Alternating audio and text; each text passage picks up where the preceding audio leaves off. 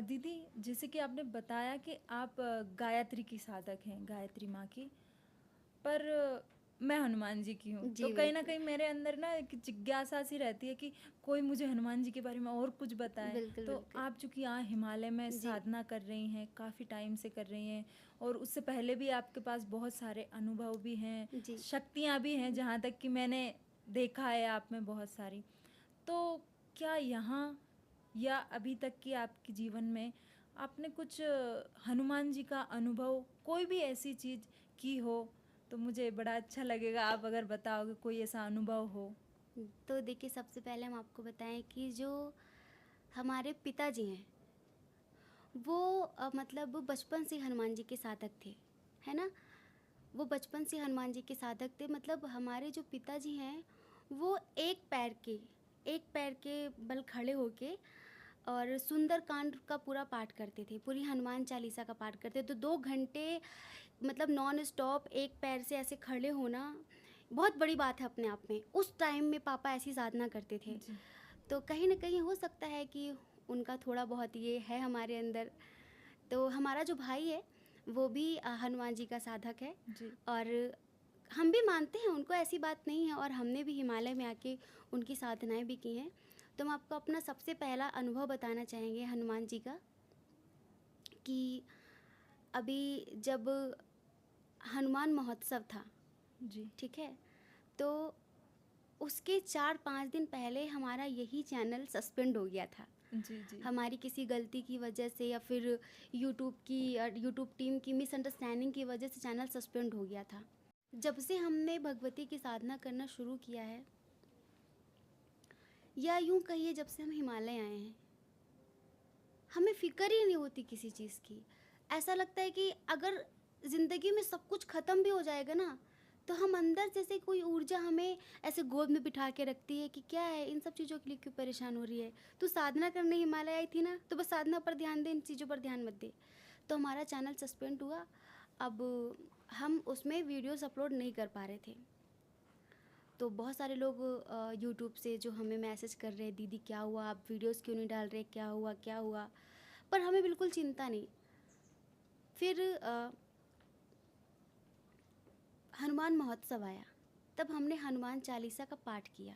हनुमान चालीसा का 108 हनुमान चालीसा का उस दिन हमने पाठ किया, और हमने हनुमान जी के सामने वो एक अपनी विश लिख के रखी। ऐसे नहीं कि आप चैनल को सही कर दो। हमने ये कहा कि बाबा देखो, क्योंकि पापा साधक थे हनुमान जी के, तो हम उनको बाबा बोलते हैं। तो हमने कहा कि बाबा देखो, हम ये जो 108 पाठ कर रहे हैं आपकी, हम पहली बार कर रहे हैं, और हम इसलिए नहीं कर रहे कि हमारा चैनल सही हो जाए। बस हम आपसे इतना कहना चाहते हैं कि अब हमारा टैरो करने का मन तो नहीं करता, ठीक है, लेकिन अगर ये चैनल हमारी आध्यात्मिक उन्नति में बाधक नहीं है, तो आप इसे सही कर दो। क्योंकि कई लोग हैं जो हमसे बहुत प्यार करते हैं, हमारे चैनल पर बहुत प्यार करते हैं, और वो हमारा इंतज़ार करते हैं। जी, वो कहते हैं कि दीदी आपसे एक रास्ता मिलता है, और हमने हमारे टैरो में कभी भी अश्लीलता नहीं परोसी है। जी, जी, हमने हमेशा ये कोशिश की हम टैरो के माध्यम से लोगों को अध्यात्म से जोड़ सकें। जी, टैरो के माध्यम से हम लोगों को साधना करा सकें, जी, क्योंकि हर एक इंसान कहीं ना कहीं परेशान है।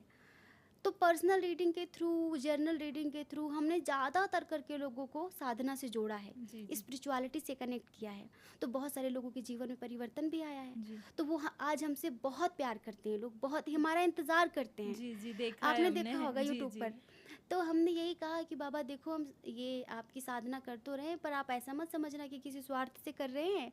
अब अगर ये चैनल हमारे लिए ठीक है, हमारी आध्यात्मिक उन्नति के लिए ठीक है, तो आप इसको ठीक कर देना, और अगर नहीं ठीक है तो इसको ऐसे सस्पेंड पड़ा रहने दो, हम कोई मेहनत भी नहीं करने वाले। जी, अब हमारे एक सर हैं, तो उन्होंने कहा कि क्या हुआ, आपका चैनल तो सस्पेंड पड़ा हुआ है, जी, आप उसे कुछ कर क्यों नहीं रही हैं? तो हमने कहा जाने दो, होगा तो होगा, नहीं तो 3 महीने बाद अपने आप ठीक होगा। कहने लगी कैसी इंसान हैं आप, आपको कोई चिंता नहीं है? हमने कहा नहीं चिंता क्या करें, हो ही नहीं रही चिंता हमें।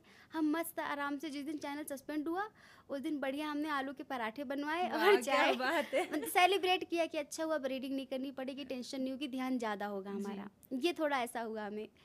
तो अब हनुमान महोत्सव हो गया, हमने 108 पाठ किए। हमने ये समझ लीजिए कि हम 4 बजे बैठे थे, रात को 10:30 बजे उठे। जी। मतलब टाइम लगा, बहुत प्रेम पूर्ण होकर हमने साधना की हनुमान जी की, ठीक है। और सुबह ही हमें सपने में हनुमान जी दिखे, जी। दर्शन हुए हमें। तो कोई बात नहीं, वो तो ठीक है, पर हमें बहुत अच्छा लगा कि कहीं ना कहीं हनुमान जी की कृपा है हमारे ऊपर, जी। जी। ठीक है। फिर हमने एक हवन किया, हमने जी। अगले मंगलवार को हमने एक हवन किया। तो अभी हम आप लोगों के साथ एक फ़ोटो शेयर करेंगे जिसमें साक्षात हनुमान जी ने अपनी उपस्थिति महसूस कराई है। अच्छा। जी, उसमें आप साक्षात हनुमान जी को बैठा हुआ देखेंगे अग्नि के अंदर, जो हमारा हवन कुंड था। तो उससे हमारा विश्वास और भी ज़्यादा बढ़ गया। जी। जी। अब हमारे जो सर हैं उन्होंने हमें बहुत फोर्स किया कि नहीं, ऐसे तो चैनल बंद पड़ा रहेगा, अच्छी बात नहीं है, आप एक अपील वीडियो डालिए। जी। पर आप देखो, मिरेकल देखो कि हमने आज अपील वीडियो डाला, 24 घंटे भी नहीं हुए, जी। नेक्स्ट दूसरे दिन ही हमें सपना आया, भगवती हमें कहती हैं कि उठो तुम्हारा चैनल ठीक हो गया, उठो अच्छा। तुम्हारा चैनल ठीक हो गया। तो हमने सोचा कि हम अभी बताएंगे शिवानी को कि आज कोई कह रहा था कि उठो तुम्हारा चैनल ठीक हो गया। अभी हमने चैनल देखा नहीं है, जी। हम नहाए, ध्यान साधना की, उसके बाद जब हम नाश्ते के लिए बैठे तब हमने चैनल देखा तो सच में चैनल ठीक हो गया था। अरे वाह। तो सबसे पहला तो एक ये अनुभव हमारा। और हम आपको बताएं कि अभी 2 महीने पहले हमने जो साधना अभी हम आपको करवा रहे हैं, जी। शाबर मंत्र की साधना, जी। तो हनुमान जी के शाबर मंत्र की साधना अभी हमने की है। वो मंत्र साधना ऐसी है कि यदि कोई व्यक्ति सच्चे मन से कर ले तो वो 5 दिन की साधना के अंदर हनुमान जी हर हाल में आपको दर्शन देते हैं, क्योंकि वो इतना पावरफुल मंत्र है, इतना पावरफुल। पर वो मंत्र उसको दिया जाता है जिसमें पात्रता होती है।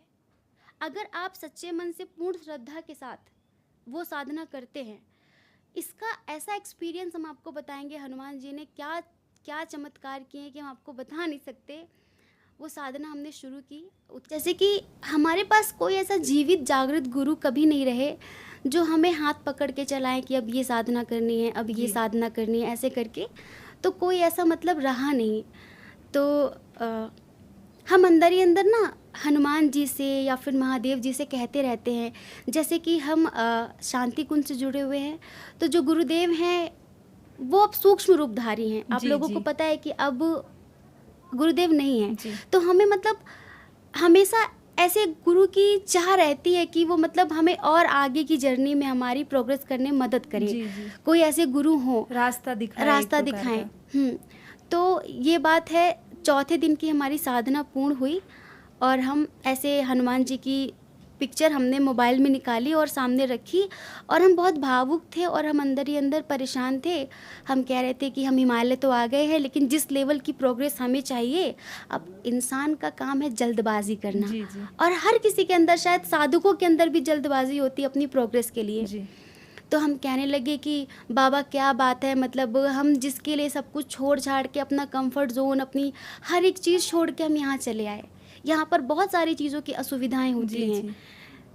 पर जो हम चाहते हैं, फिर हमें जो लगता है कि जो होना चाहिए वो क्यों नहीं हो रहा है। तो हम उनसे रिक्वेस्ट करने लगे कि जैसे कि जय जय जय हनुमान गोसाई, कृपा करहु गुरुदेव की नाई। जी। तो जी। हम उनसे कहते कि हमारे जीवन में कैसे भी करके गुरु बनकर आ जाओ, कैसे भी करके कुछ ऐसा करो कि हमारी प्रोग्रेस थोड़ा स्पीडली हो। जी। जी। ऐसे हम उनसे बातें कर रहे थे। साधना हमारी, मंत्र हमारा सुबह का पूर्ण हुआ, तो वही जो हमारा जंगल में मंदिर है, हम जा रहे थे दर्शन के लिए। जी। तो अब देखो, इस जगह पर साधु महात्मा नहीं आते। जैसे नॉर्मल जो जगहें होती हैं वहाँ साधु महात्मा आ जाते हैं जी। भिक्षावृत्ति करने, जी। जी। या कहीं जाना है तो टिकट करवा दो, कुछ ना कुछ आपने जी। देखा होगा। क्योंकि इधर माहौल नहीं है, इधर कोई माहौल ना, ही नहीं है, यहाँ इधर मंदिर भी नहीं है, इन मंदिर लोगों भी का ऐसा कुछ कल्चर नहीं भी है। अलग है थोड़ा। मणिकरण के आगे जैसे आप क्रॉस करेंगे, ऐसा लगेगा आप दूसरी दुनिया में आ गए। जी। यहाँ के लोग हमारी तरह पूजा पद्धति नहीं रखते, जी। हमारी तरह इनके देवता भी नहीं है, इनका पूरा सिस्टम ही अलग है जी। बिल्कुल। जी। तो हम ऐसे ही मंदिर जाने के लिए बाहर निकले और अचानक ही हमारे सामने 2 साधु हमें आते हुए दिखे जंगल की तरफ से। जी। हमने कहा ये कैसे? अब बस वो हमारे सामने खड़े हो गए, शिव जी की छोटी सी तस्वीर लेके। जो चीज़ हम अंदर सोच के रो रहे थे, एग्जैक्टली उन्होंने वही बात हमसे बोल दी कि अब हम वो बात किसी को बता नहीं सकते, ना हमने बात किसी को बताई। जी। वो एग्जैक्टली वही बात उन्होंने बोल दी कि जो तुम सोच रही हो ऐसा ऐसा, उन्होंने बोला वो जी। हमें पता है। तो हम जी। खड़े हो गए बिल्कुल। तो हमने हमने इंटरेस्ट ले लिया तुरंत। जी। अब देखो इतना तो हमें भी जानते हैं कि कभी कभी इंसान अंधी तीर मारता है, जी। जी। पर जी।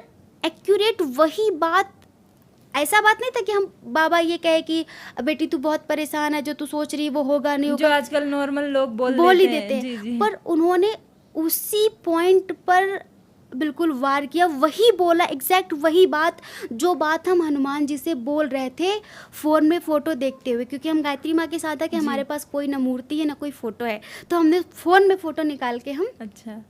वही बात उन्होंने बोली। तो हमने हमने कहा बाबा आपको कैसे पता? 2 लोग थे। अब हम आपको बताएं, एक बिल्कुल जैसे शिव जी की तरीके, एक बिल्कुल हट्टे कट्टे हनुमान जी की तरीके, जी। जी। स्वरूप बिल्कुल वैसा ही था। जी। अब वो हमसे खड़े होकर कहने लगे कि बेटी, उन्होंने हमें पहले एक पंचमुखी रुद्राक्ष दिया और एक शिव जी की फ़ोटो दी, कहने लगे कि ये तुम अपने पास रखो। तो फिर हमने सोचा कि लाओ उनको कुछ दक्षिणा दे दें।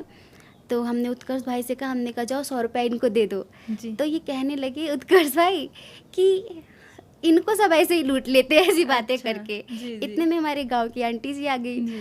तो बोली ओ कहाँ जा रहे हो तुम लोग? हमने कहा आंटी जी हम लोग मंदिर जा रहे हैं और ये जी। बाबा लोग आ गए, इनसे थोड़ी बातें कर रहे हैं। तो जी। हम उनसे थोड़ा ज़्यादा बातें करने लगे। तो उत्कर्ष भाई कहते हैं कि देवी जी को कोई भी लूट सकता है बड़ी बड़ी बातें करके, जी। मीठी जी। मीठी बातें करके। अब ये पागल हो रही है, वो बाबा इनको लूट रहे हैं, लूटती जा रही है, वो बातें कर रहे हैं, करती जा रही हैं। जी। देखो हम बाबाओं के गढ़ में ही रहते हैं, रहे हैं वृंदावन में, और हम बाबाओं से, साधुओं से, महात्माओं से, उनकी वास्तविकता से भली भांति परिचित हैं कि कौन आडंबर वाला संत है, कौन भगवा के भेष में राक्षस है और कौन एक्चुअल में साधक है। जी। जी। तो वो हमसे जिद कर रहे थे कि तुम मुझसे एक मुखी रुद्राक्ष ले लो और जी। मुझे केदारनाथ की टिकट करवा दो। जी। तो हमने कहा कि कितने का है एक मुखी रुद्राक्ष? तो उन्होंने कहा कि 1100 रुपये का। जी। तो हमने कहा कि एक मुखी रुद्राक्ष 1100, वैसे एक मुखी रुद्राक्ष नेपाली रुद्राक्ष बहुत कॉस्टली होता है। जी। जी। और नेपाली रुद्राक्ष आपको मिलेगा ही नहीं इंडिया में, बहुत मुश्किल से मिलेगा, जी। अगर जी। मिलेगा भी तो। हमारे यहाँ जो एक मुखी रुद्राक्ष मिलते हैं वो ऐसे चंद्र आकार के होते हैं, जी। ठीक है।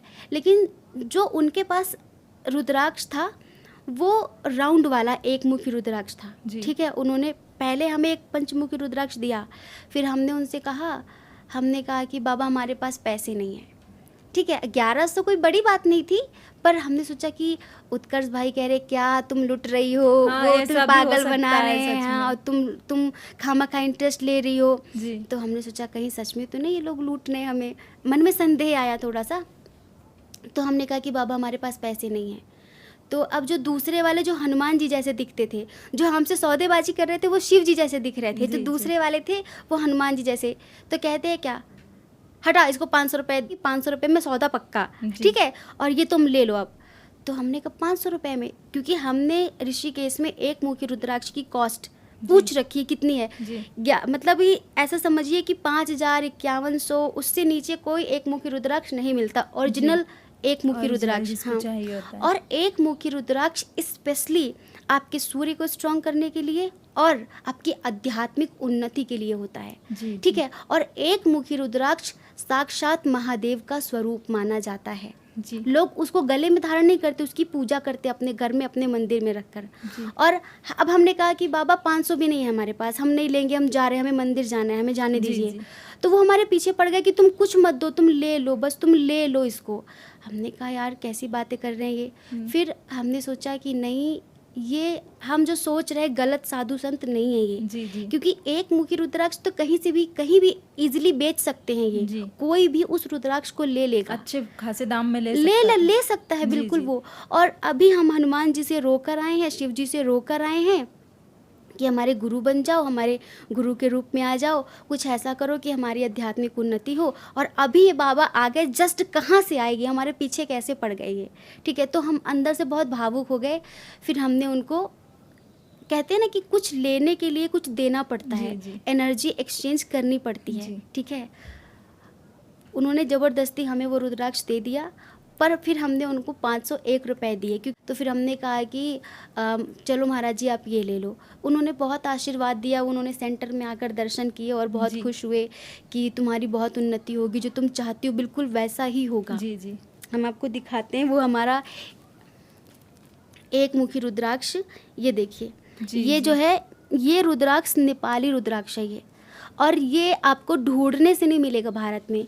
जो वो यहाँ आप खुद पता करिए, यहाँ कोई संत आता ही नहीं है, इस जगह पर कोई नहीं आता यहाँ पर, हमने आज तक कभी नहीं देखा। जी। वो कहाँ से दोनों आए और हमें ये ज़बरदस्ती देकर चले गए, और जब से हमने इसे पहना है हमारी ज़िंदगी में कुछ अलग ही हो रहा है। अरे, तो एक तो ये अनुभव, चौथे दिन की साधना हमारी पूर्ण हुई, हम गए माँ भगवती के दर्शन किए, और हम अंदर ही अंदर रो रहे थे, कहीं ना कहीं बहुत ज़्यादा हनुमान जी को धन्यवाद बोल रहे थे कि आप इस रूप में आए, आप ऐसे आए। जी तो एक बहुत खुश खुशी होके। हो रही थी अंदर जी से, जी और बहुत अंदर से आभार के आंसू थे उनके लिए, बहुत आभार प्रकट कर रहे थे कि एक मुखी हम सुनते थे कि बहुत महंगा है, तो हम अपने लिए कभी महंगी चीज़ें नहीं खरीदते। हम सबके लिए खरीद सकते, पर जब हमें कोई और दे देगा तो ले लेंगे, पर खुद के लिए हम महंगी चीज़ें नहीं खरीदते। खुद के लिए हम सोचते हैं कि कुछ सस्ता वस्ता हो तो वो हम ले लें, हमें ऐसा लगता है खुद के ऊपर हम पैसे नहीं खर्च कर सकते, ऐसा लगता है हमें अक्सर। तो ये हम सच में कभी ले भी नहीं पाते, हम कभी लेते ही नहीं शायद, जिसकी हमें खास ज़रूरत थी, जी पर वो हमें वो अपने आप ही अपने आप ही। देकर चले गए। यहाँ जो देवता हैं, यहाँ जो देवियाँ हैं, अब यहाँ के लोगों की जो पद्धति है पूजा करने की बिल्कुल डिफरेंट है।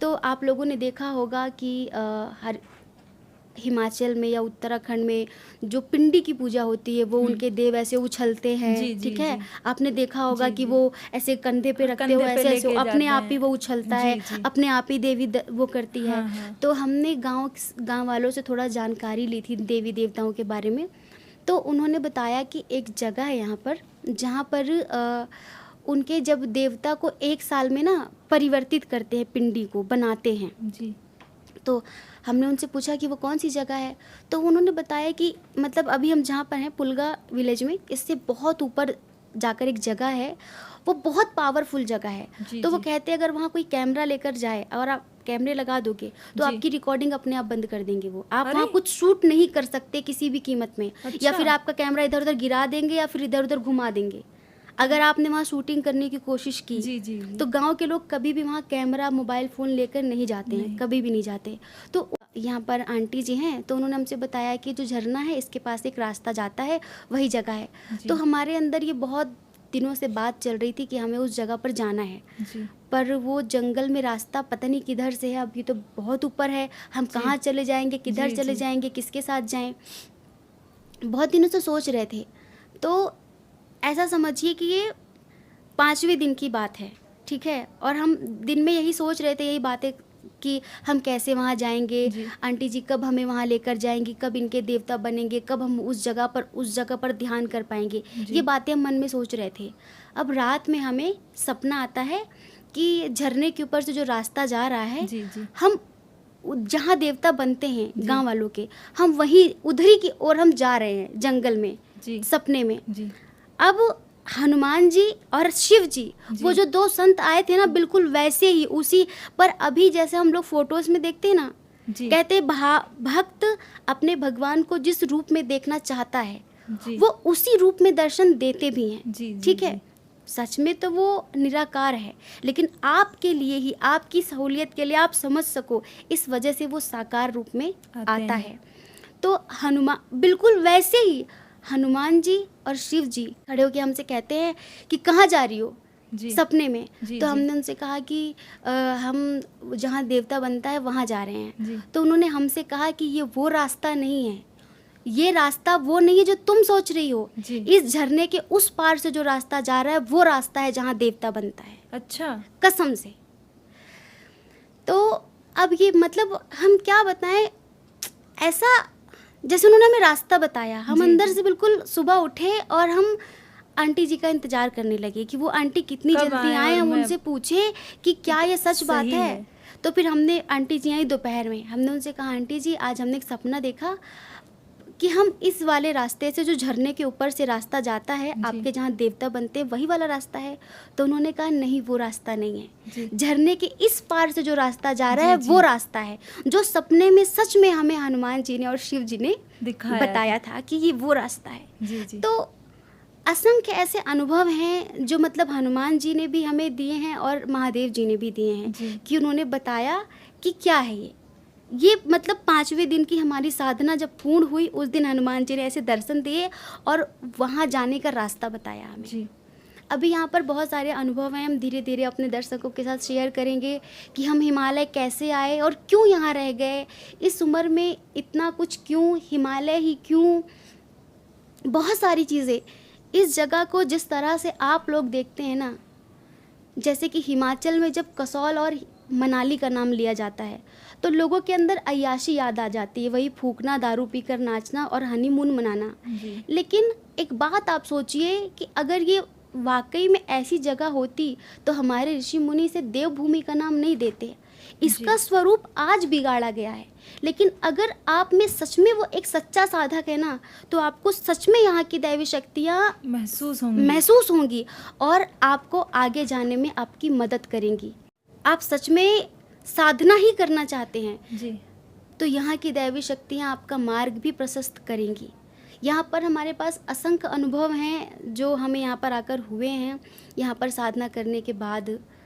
वही अनुभव हम आप सब लोगों के साथ शेयर करेंगे और हम चाहते थे यहाँ पर आप लोग आएँ, साधना करें। जी पर अभी जो कसौल का नाम सुनकर आपके अंदर एक छवि बन जाती है आपके मन में। पिकनिक आप स्पॉट या आप किसी और यूट्यूब पर कभी कसौल डालेंगे तो वहाँ पर आपको वो शराब पीते हुए जी और वो होटल्स वगैरह होटल्स, ये दिखाते सब हैं चीज़ें देखकर आपका शायद दिमाग खराब हो सकता है। जी जी लेकिन जैसे ही आप मणिकरण क्रॉस करेंगे, शायद आपको वो दिखावटी वाली दिव्यता ना दिखे, जी वो जी भव्यता ना दिखे, लेकिन इसकी अप्रत्यक्ष रूप में जो कण कण में व्याप्त ऊर्जा है, अगर आप सच में ध्यान के द्वारा उसे जानना चाहेंगे तो आपको दिखाई देगी, जो हमने देखा है। जी हमें वो कहने की बात नहीं कि कंकड़ कंकड़ शंकर है, हमने सच में यहाँ पर कंकड़ कंकड़ को शंकर देखा है, हमें महसूस होता है यहाँ पर। जी और इसी वजह से हम कभी भी इस जगह को नहीं छोड़ना चाहते।